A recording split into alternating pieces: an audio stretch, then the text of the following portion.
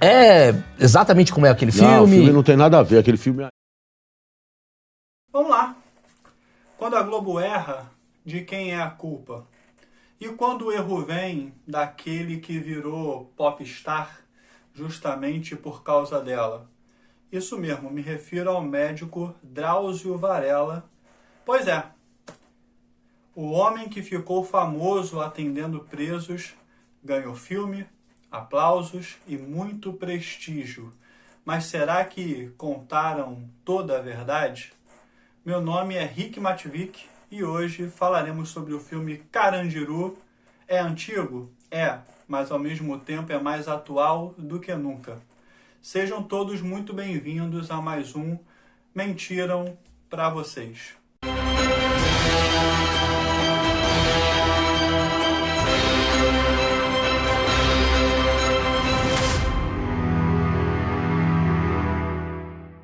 Lançado em 11 de abril de 2003, dirigido por Hector Babenco e roteirizado por ele próprio, Victor Navas, que por sinal está por detrás do lixo de roteiro do filme Cazuza, O Tempo Não Para, o qual já tem aqui no canal e que é, por sinal, o vídeo mais assistido.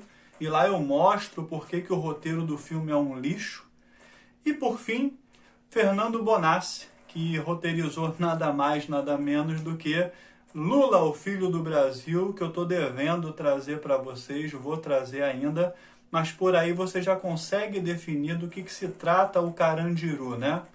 Qual público ele quer alcançar e qual viés ele se baseia. E será que tem mentirinhas? Nem precisa responder, né? Mas eu vou resumir o Carandiru para vocês. Ele é mais um filme nacional tentando humanizar criminoso. Nesse caso, criminosos no plural. Existe muita gente que está na prisão por ter roubado leite para dar para os filhos? Existe. Existem pessoas que estão presas só por serem negras e terem sido confundidas com criminosos? Existe. Tá certo isso? Não.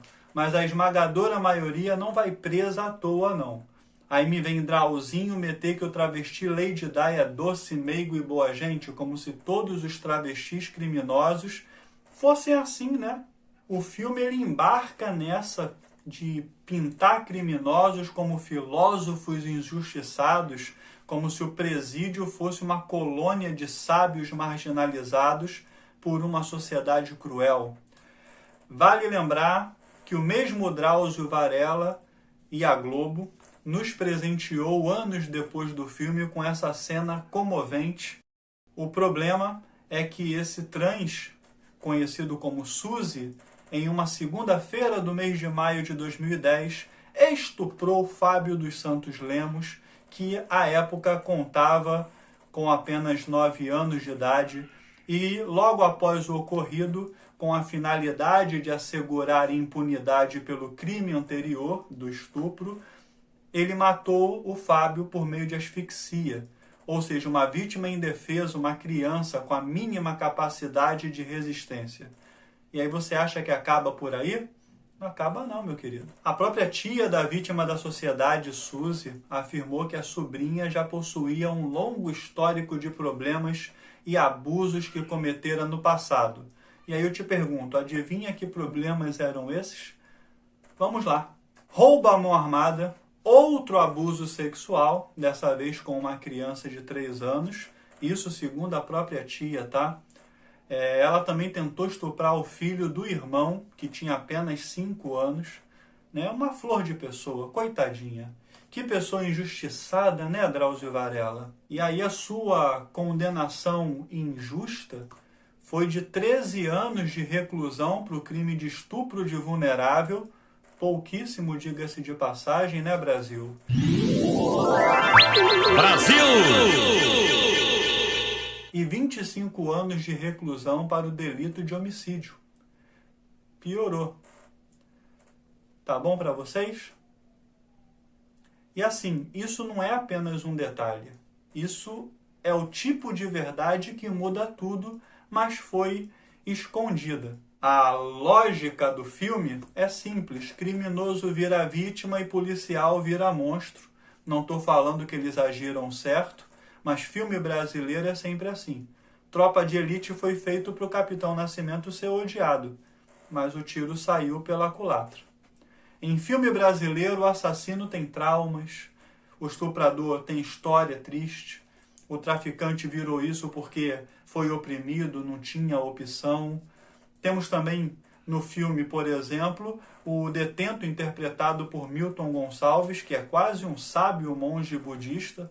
O filme quer te levar a acreditar que não é o poder e a força que distingue quem manda na cadeia, não. Lá existe hierarquia quase oriental, onde o mais velho e sábio é quem manda nos mais novos. É um homem tão sério, parcimonioso e inteligente que qualquer pessoa comum fica se perguntando: o que esse cara está fazendo aí? É evidente que o sistema carcerário brasileiro precisa ser reformado, mas isso qualquer um com bom senso concorda.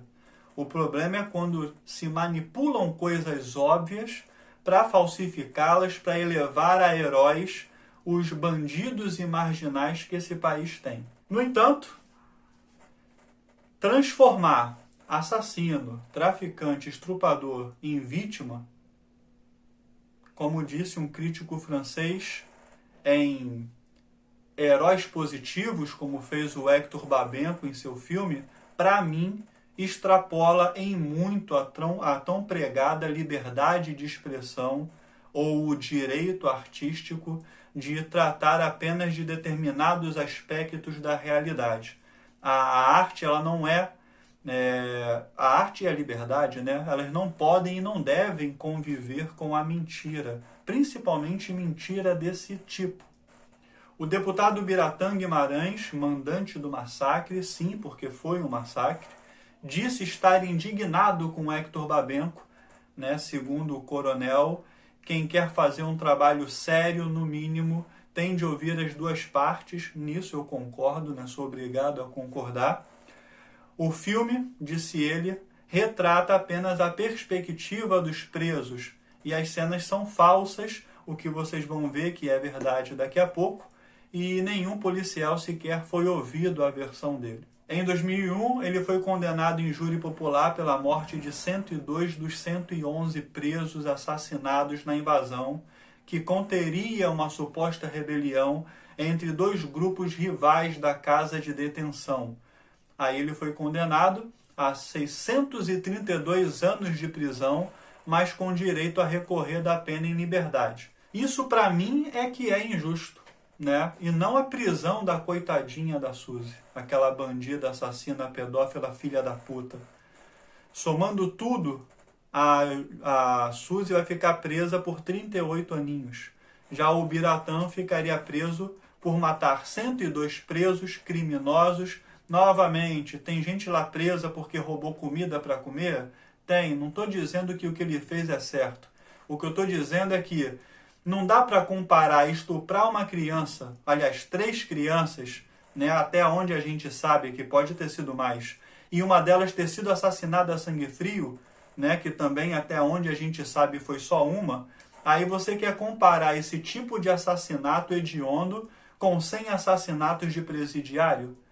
3 crianças inocentes para você equivalem a 100 presidiários? Faz sentido para você? Desculpa, para mim é ridícula.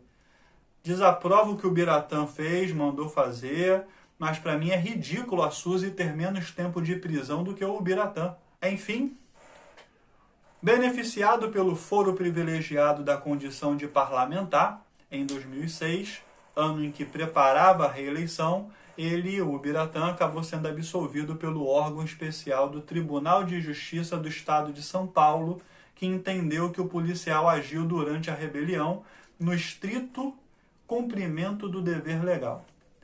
Meses depois, em 9 de setembro de 2006, o policial, o Biratã, foi assassinado a tiros em seu apartamento nos Jardins, área nobre de São Paulo, e a acusada pelo assassinato, ironicamente, foi a namorada dele, a advogada Carla Sepolina, mas ela foi absolvida pelo crime em júri popular por falta de provas. Sobre as mentiras do filme, como disse o Biratã, tem muitas, né? Então vamos lá.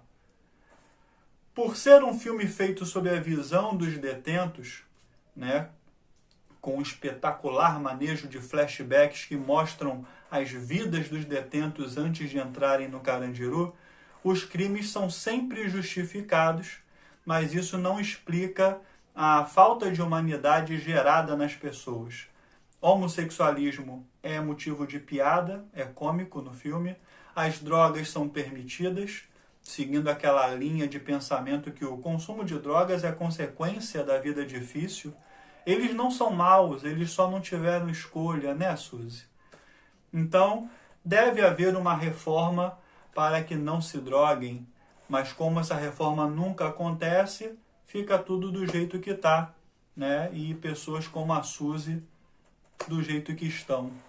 E a polícia é a implacável, com um caráter quase psicótico, frio e agressivo, que nesse caso realmente tiveram, mas não foi só eles, né? A rebelião aconteceu no dia 2 de outubro de 1992. O horror gerado foi tão grande que o fato rodou o mundo inteiro e a opinião pública se tornou insustentável, levando à única solução possível, a demolição da cadeia.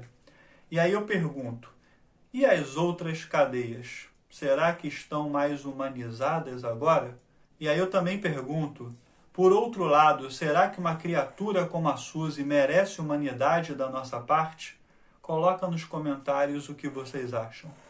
Segundo um dos sobreviventes, que também era presidiário, então aí fica com você que está vendo esse vídeo, se você acredita nas palavras dele ou não, mas para todos os efeitos ele é uma testemunha ocular. Ele diz que foi mais de 111 assassinados e que muitos nem condenados estavam, né? Estavam esperando o resultado do processo. Eu vou usar trechos agora da entrevista dele para um podcast e eu deixo o link para vocês verem a entrevista na íntegra na descrição, tá? Ele diz no podcast que a cela é comprada pelo preso, creio que seja um jeito de falar, ou seja, você paga um preço para ter as mínimas coisas que tem dentro de um presídio. Dessa forma, é impensável, por exemplo, que um preso iria atacar fogo em sua própria cela, como o filme mostra. Então, segundo ele, isso também é outra mentira. Segundo ele também, o pavilhão 9, onde acontece o massacre, nem sequer teve contato com Drauzio Varela, já que o Drauzio Varela era do pavilhão 4 e cada pavilhão tinha seu médico específico. Então, como que o Drauzio Varela relata todo o ocorrido que teve no Carandiru se ele nem estava lá no pavilhão que ocorreu, né, a rebelião? Outro caso é o lance do casamento gay, por exemplo, que só existia no pavilhão 5, onde o Drauzio Varela perambulava, o 5 e o 4. No 9, onde ocorreu o massacre, não tinha isso. Outra coisa que ele falou que não faz o menor sentido é o lance de vender a visita da família para pagar droga. Também isso não era comum, pode ter acontecido, mas o filme faz acreditar que é comum. Ainda segundo ele, todo dia morria alguém ou assassinado ou por motivo de doença. Isso antes mesmo do massacre. Ou seja, ao meu ver, já existia um massacre velado antes mesmo do massacre em si. O motivo da rebelião também não foi por causa de empurrão ou por causa de treta de futebol, e sim drogas. Ou seja, mentiram para vocês. Outro lance que ele falou que não faz o menor sentido é a cena da privada jogada pela janela, né? Segundo o sobrevivente, não havia privada no pavilhão 9, em outros pavilhões até existia, mas no 9, onde ocorreu tudo, não. E as janelas eram cobertas de grade. Como que seria possível jogar uma privada pela janela se na janela tinha grade, né? E aí, para finalizar, pessoal, a pergunta que fica é: o que te causa mais revolta nisso tudo? Um filme que transforma assassinos em santos ou um sistema que passa pano porque a história emociona? Comenta aqui embaixo também. Obrigado a todos que assistiram ao vídeo e não esqueça de deixar o like, se inscrever e de comentar e compartilhar com geral. É isso. Fui!